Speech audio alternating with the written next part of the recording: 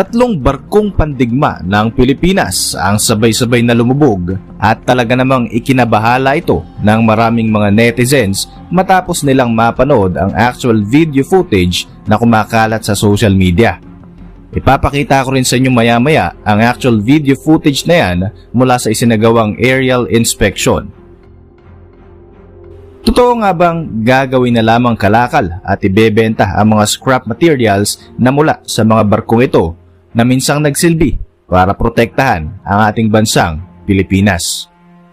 Alamin ang buong kwento dito sa channel kung saan ang kaalaman ay siksik at nag-uumapaw. Kian Nation, i-like mo na rin ang video na ito bilang suporta at mag-subscribe ka na rin para lagi kang updated sa mga susunod na video ng Kian Thoughts.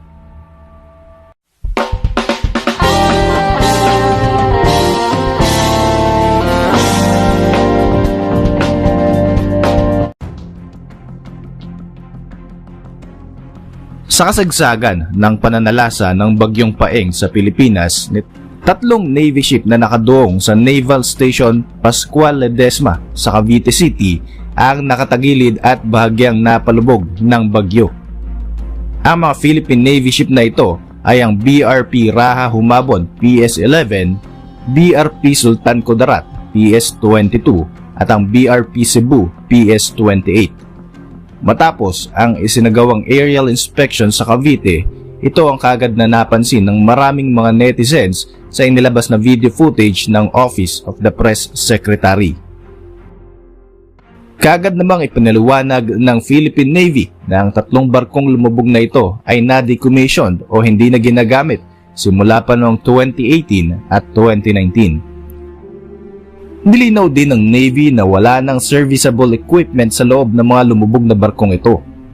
Sa kasalukuyan ay nasa Navy's graveyard docks ang mga dating barkong pangdigma ng bansa habang inihintay nila na ma-dispose na ang mga ito ng tuluyan. Sinabi pa ng spokesperson na si Commander Benjo Negranza na ang tatlong barko ay nakapagbigay na ng mahusay na serbisyo sa bansa sa mahabang panahon at ngayon nga ay pinagpapahinga na. Magiging kalakal o ibebenta na rin ang mga bakal at iba pang parte ng barko na ito sa hinaharap base na rin sa polisiya ng ating bansa.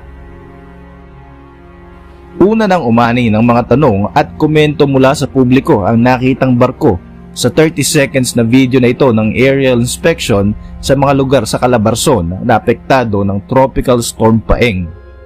Marami sa mga tao ang umalma, partikular ang mga netizens na nagsasabing hindi ganito ang tamang pag-dispose sa mga lumang barko, lalo pa at nagserbisyo ito para sa ating bansa. Pwede naman daw itong iduong pansamantala sa lupa hanggang sa mai-dispose na ito ng maayos at may dignidad. Hindi katulad ngayon na para na lamang daw ng mga basura na iniwan ang turing sa mga dating barkong pangdigma ng ating bansa. May mga nagsasabi na nakakahiya raw ang ginawang ito sa mga lumang barko dahil ang iba rito ay ginamit pa noong World War II. Wala namang naiulat na casualty sa paglubog ng tatlong barkong ito. Narito ang video footage mula sa aerial inspection na isinagawa sa Calabarzon.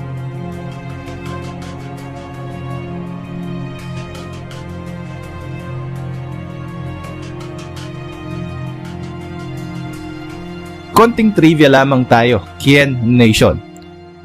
Ang BRP Raha Humabon ay dating ship escort ng United States Navy at dating warship ng Philippine Navy. Ito ang kahuli-huliang World War II era destroyer at pinakamatandang active warship hanggang sa ma-decommissioned nga ito noong March 15, 2018 matapos ang 75 taon na serbisyo nito sa ating bansa.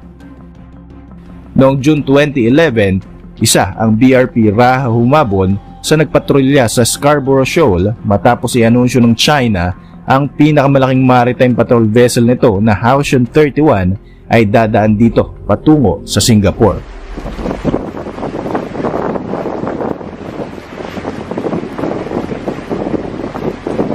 Ang BRP Sultan Kudarat naman ay nai-acquire ng Philippine Navy noong April 1976.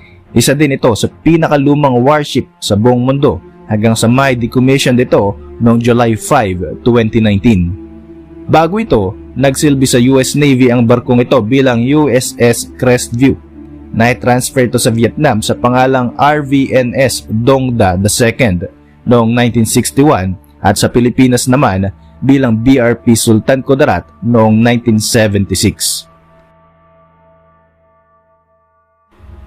Ang BRP Cebu naman ay unang ginamit ng Amerika bilang USS PCE-881 noong 1944. Nagpapatrolya nga ito sa coast of Alaska noong kasagsagan ng ikalawang digmaang pandaigdig.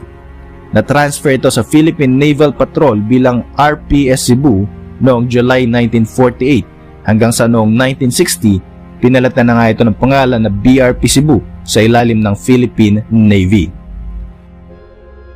Isa ang barkong ito sa mga ginamit bilang Defense Navy ship noong 1968 sa Operation Merdeka laban sa British Malaysian warships. Isa rin ito sa tumulong sa search and rescue operations nang lumubog ang MV Princess of the Stars noong June 2008 sa San Fernando sa Romblon.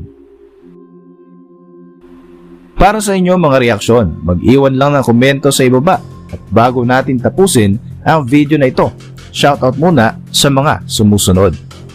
Shoutout kay Joyce Maan ng Lucena City, Muhammad Nur Mauyag, shoutout din kay Alma, Artman TV, Ernesto Flores at sa mga silent supporters and viewers ng ating YouTube channel.